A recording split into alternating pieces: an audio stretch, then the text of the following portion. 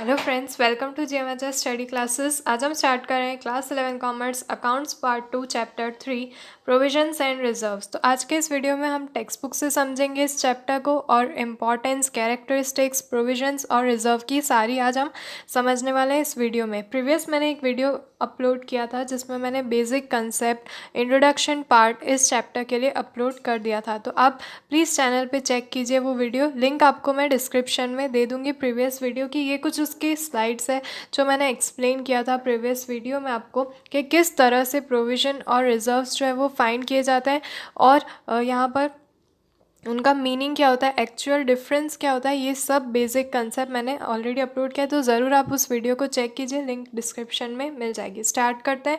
आज मैं आपको जो एक्सप्लेन करने वाले हूँ पॉइंट्स वो यहाँ से हम स्टार्ट करेंगे। इंट्रोडक्शन पार्ट ऑलरेडी अपलोड कर दिया था, meaning, characteristics and importance of provision और बाकी के सारे पॉइंट्स आज के इस वीडियो में हम कवर करने वाले हैं। तो इंट्रोडक्शन ऑलरेडी कंप्लीट हो चुका है हमारा। अब स्टार्ट करते हैं प्रोविजंस। प्रोविजंस के लिए जर्नल एंट्रीज किस तरह से की जाती है उसका मीनिंग और इम्पोर्टेंस मैंने ऑलरेडी एक्सप्लेन किया है, क्योंकि आपको पता है प्रोविजंस का टॉपिक बहुत छोटा सा है, कंसेप्ट बहुत शॉर्ट है उसका, कि प्रोविजंस जो भी है वो क्यों बनाए जाते हैं, वो प्रॉफिट एंड लॉस अकाउंट में से निकाले जाते हैं। कुछ ऐसे प्रोविजंस जो हमें पता होता है कि ये लायबिलिटीज़ जो है वो इन फ्यूचर बिजनेस में आने वाली है। तो इस तरफ आप देख सकते हैं provision is different from liability. Amount of liability is fixed and it is sure to pay. तो ये ऐसी लाइबिलिटीज़ होती है जो अमाउंट उसकी श्योर होती है। जैसे अगर आपको पता है डेप्रिसिएशन, मैंने लास्ट वीडियो में भी सेम एग्जांपल से आपको समझाया था कि डेप्रिसिएशन फिक्स्ड होता है, हमें पता होता है कि नेक्स्ट ईयर भी ये लाइबिलिटीज़ को हम मीट करने वाले हैं, तो ये सारे फिक्स्ड होते हैं, तो उन्हें प्रोविजंस कहा जाता है। उनके लिए हम जो अमाउंट रिजर्व करके रखते हैं वो सारी प्रोविजंस होती है। तो ये यहाँ पर मैं एक्सप्लेन करती हूँ। While provision is an amount appropriated from profit for probable expenses or losses for which the amount can not be ascertained accurately। तो यहाँ पर हमें ये बताया गया है कि probably जो expenses या losses हमें फ्यूचर में यहाँ पर हमारे बिजनेस में आने वाले हैं, उनके लिए प्रॉफिट एंड लॉस अकाउंट में से जो भी अमाउंट रखी जाती है वो सारी प्रोविजंस होती है, और वो यहाँ पर मेंशन किया जाता है कि ये कौन सी पर्पज़ के लिए प्रोविज़न बनाई गई है और फिर वो उसी पर्पज़ के लिए यूज़ की जाती है। फॉर एग्जांपल यहाँ पर आप जर्नल एंट्रीज देख सकते हैं। प्रॉफिट एंड लॉस अकाउंट में से प्रोविजंस की अमाउंट निकाली जाती है, जो भी प्रॉफिट होगा या लॉस होगा, बट प्रोविजंस निकालने पड़ते हैं। तो profit and loss account debit होता है जर्नल एंट्रीज में to bad debt reserve account. ये एक एग्जांपल है, एक प्रोविज़न किस तरह से होती है। बैड डेप रिजर्व ये एक प्रोविज़न है जो पता है कि आने वाली है।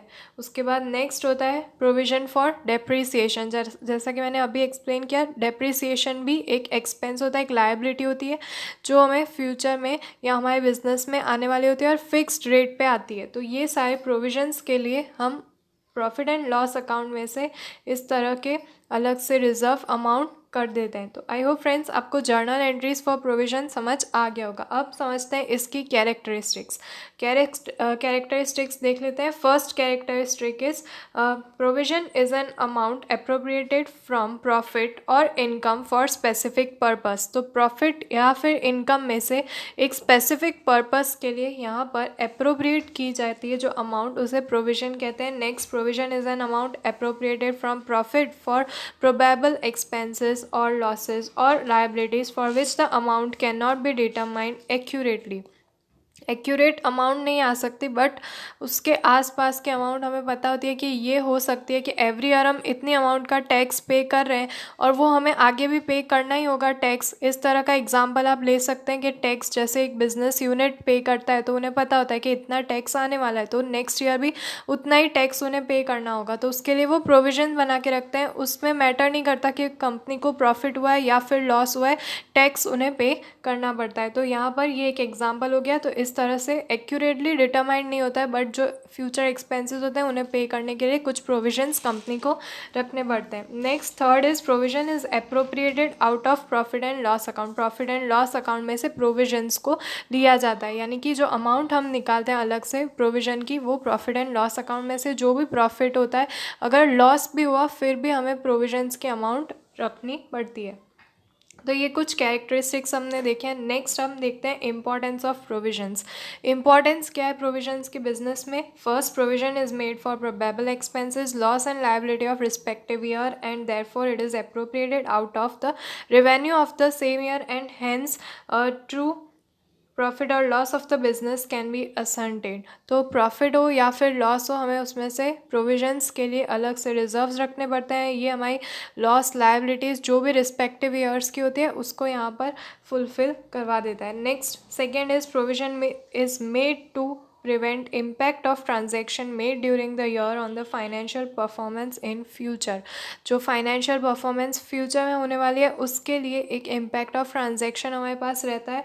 Next, third, known liability of future can be spread evenly over certain year by making provisions। तो जो known liabilities है जो फ्यूचर में आने वाली है बिजनेस में, उनको यहाँ पर कंप्लीट कर देता है। Next, fourth, assumption of going concern and principle of prudence can be followed by making provisions। तो prudence यानी principle of prudence में ये कहा गया है कि जो सारी liabilities है जो known होती है उनको fulfill करने के लिए आपको कंपलसरी प्रोविजंस रखने पड़ते हैं। तो ये ऑप्शनल नहीं है। रिजर्व्स जो होता है वो ऑप्शनल होता है, प्रोविजंस हर कंपनी को मेंटेन करके रखने पड़ते हैं। तो ये प्रिंसिपल ऑफ प्रूडेंस में कहा गया है। Next, fifth is if provision is not made against decrease in the value of asset in future the capital of the business may be wiped off. Such risk can be avoided by making provisions. तो अगर fixed assets होती है उसके capital पे बहुत effect पड़ती है अगर प्रोविजंस नहीं बनाई जाती है, इसलिए यहाँ पर प्रोविजंस को रखना पड़ता है। नेक्स्ट, लास्ट यहाँ पर है required funds can be manage by making provisions of a certain amount every year out of the profit on the expiry of the useful life of an asset.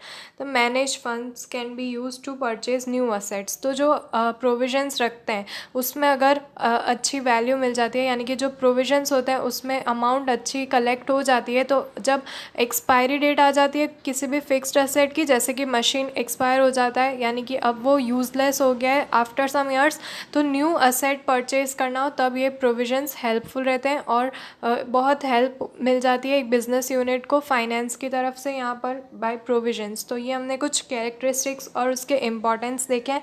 Next, अब reserves की बात करते हैं। Reserves मैंने आपको पहले ही explain किया था। रिजर्व्स क्या होते हैं?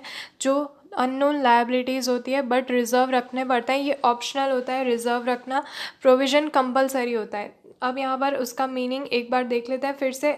as an amount appropriated out of profit to increase financial sound of the business or to meet with contingent loss or liability in future is called as reserves. Reserves is appropriated and it is created out of profit and loss appropriation account. Reserve may be for a specific purpose or for solvency of the business also. Example, journal reserves, dividend equalization fund, worker accident compensation fund, debenture redemption fund, investment fluctuation reserves, capital redemption reserves etcetera. तो ये सारे उन reserves के हमें नाम दिए गए हैं जो एक कंपनी को रखने पड़ते हैं। जैसे कि आपको पता होगा, यहाँ पर एक एग्जांपल लेते हैं, वर्कर्स एक्सीडेंट कंपेंसेशन फंड। अगर कोई सडनली एक्सीडेंट अगर होता है उस बिजनेस यूनिट में, जैसे कि फायर अकर हो गई, तो उसके लिए जो कंपेंसेशन वर्कर्स को गिवन होता है, तो ये सारे फंड्स जो होते हैं वो पहले से ही रखने पड़ते हैं। रिजर्व्स कुछ ऐसे हैं जो अगर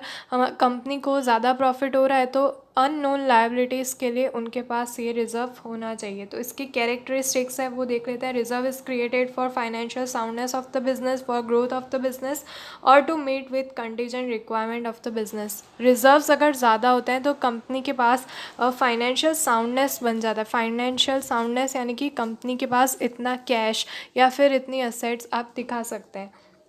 next, reserve is created out of profit and loss appropriation account. जो प्रोविजंस थे वो प्रॉफिट एंड लॉस अकाउंट में से निकाले जाते थे और उसके बाद जो रह जाता है, जैसे कि सबसे पहले आपके पास नेट प्रॉफिट होता है, उसमें से आपने प्रोविजंस को माइनस कर दिया, उसके बाद जो रिमेनिंग अमाउंट बचती है उसे हम profit and loss appropriation account कहते हैं। तो उस एप्रोप्रिएशन अकाउंट में से इन रिजर्व्स को यहाँ पर निकाला जाता है। ये मैंने प्रीवियस वीडियो में एक्सप्लेन कर दिया था। तो यहाँ पर अब ये आपको याद रखना है कि जो रिजर्व्स होते हैं वो profit and loss appropriation account से बनाए जाते हैं। Certain reserves are created to meet with statutory requirement, यानी कि कोई भी ऐसे रिक्वायरमेंट्स को फुलफ़िल करने के लिए, जैसे अगर कंपनी को लॉस होता है फिर भी सैलरी जो पे करनी पड़ती है स्टाफ की वो तो उन्हें पे करनी ही होती, even though company is facing loss. तो यहाँ पर ऐसी सारी जो भी रिक्वायरमेंट्स होती हैं उनको फुलफ़िल करने के लिए रिजर्व्स कंपनी के पास होना चाहिए। Next, importance of reserves. Reserve का क्या इंपॉर्टेंस है? Required funds for expansion of the business is available from the profit of the business only and hence there is no need to borrow funds from outside, or proprietary does not require to contribute more capital from growth and expansion of business। अगर कोई भी ऐसी situation arise हो जाती है जिसमें financial crisis face करना पड़ता है बिजनेस को, तो उन्हें कहीं बाहर से मनी जो है वो बोरो नहीं करना पड़ेगा, कंपनी के पास एक्सेस फंड होगा कि वो उसे यूज़ कर सकते हैं, इसलिए रिजर्व्स यहाँ पर इम्पॉर्टेंट होते हैं। Next, financial solvency of the firm increase by transferring some amount out of profit to reserves।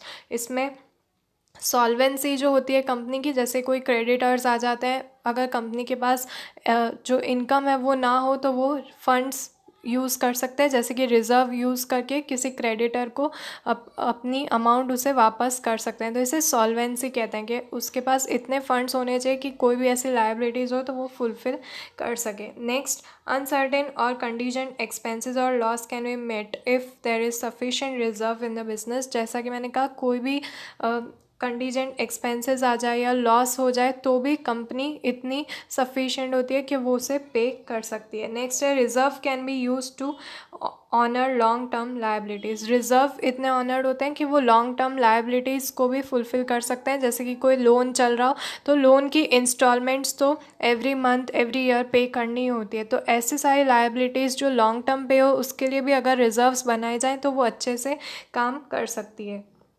Fifth, this company can maintain dividend year after year by using reserve. जैसा कि मैंने कहा, डिविडेंड कंपनीज जो है dividend देती है, आपको पता होगा शेयर होल्डर्स जो भी होते हैं उनको डिविडेंड दिया जाता है, तो कंपनीज यहाँ से वो भी मेंटेन करके रख सकते हैं कि डिविडेंड ईयर बाय ईयर पे करना हो तो रिजर्व उसके लिए अलग रख सकते हैं। Reserves are created to fulfil some of the statutory requirements, जो कि मैंने पहले भी एक्सप्लेन किया।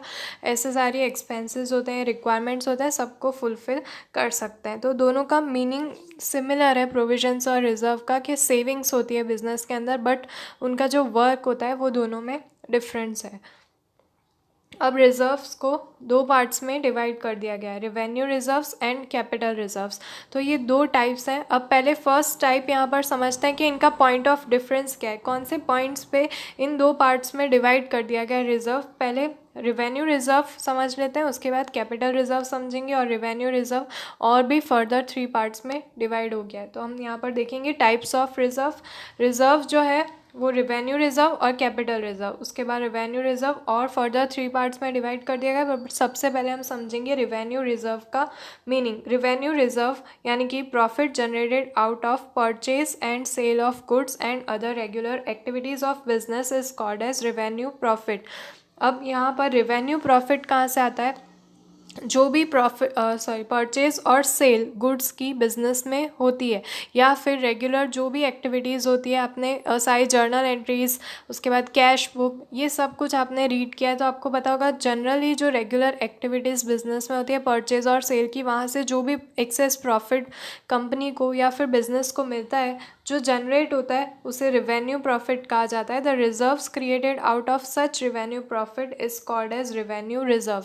तो सिर्फ और सिर्फ परचेज और सेल्स ऑफ गुड्स से जो भी रेवेन्यू यहाँ पर जनरेट होता है उसी से रेवेन्यू रिजर्व बनता है। एक और तरीके से हमारे पास आता है अमाउंट, जैसे कि आपने किसी को लोन पे अमाउंट दी है, आपको उसका इंटरेस्ट मिल रहा है, या फिर आपने कहीं पे इन्वेस्ट किया है, वहाँ से आपके पास अर्निंग्स हो रही है, बट यहाँ पर जो रेवेन्यू रिजर्व होता है वो ओनली रिजर्व रखा जाता है profit generated out of purchase and sales of goods. Next है revenue reserve is very useful to increase financial soundness of business. Moreover, revenue reserves can also be used to pay contingent expenses or losses of the business. तो ये भी contingent expenses losses जो भी business के होते हैं उनको fulfill करने के लिए यहाँ पर use होता है. Revenue reserves can be classified into 3 categories like general reserves, specific reserves and secret reserves. तो यहाँ पर 3 सब कैटेगरीज आपको दी गई है, जनरल रिजर्व, स्पेसिफिक रिजर्व और सीक्रेट रिजर्व. यानी कि रिवेन्यू रिजर्व परचेज और सेल वाले जो प्रॉफिट होते हैं उसी से यहाँ पर बनाया जाता है. उसके बाद भी 3 ऐसी कैटेगरी है जिसमें उसे और डिवाइड किया जाता है, यानी कि 3 ऐसे और अलग पर्पस है जिसमें ये रिजर्व यूज़ किया जाता है. और नेक्स्ट टॉपिक है कैपिटल रिजर्व. तो फ्रेंड्स, अभी तक हमारा चैप्टर लॉन्ग है, यहाँ पर और भी सारे पॉइंट्स है जो हम पढ़ना चाहते हैं इस टॉपिक पे, बट वीडियो बहुत लॉन्ग हो जाता है, इसलिए हम मिलते हैं नेक्स्ट वीडियो में जिसमें मैं बाकी के सारे पॉइंट्स कवर करने वाली हूँ. इंपॉर्टेंट चैप्टर है इसलिए मैं थोड़े थोड़े पार्ट्स में अच्छे से आपको कंसेप्ट क्लियर करवाना चाहती हूँ. तो प्लीज़ वीडियो को लाइक कर दीजिए और चैनल को सब्सक्राइब कर दीजिए. अपने फ्रेंड्स के साथ इस वीडियो को शेयर कर दीजिए. मिलते हैं हमारे नेक्स्ट वीडियो में, तब तक के लिए गुड बाय.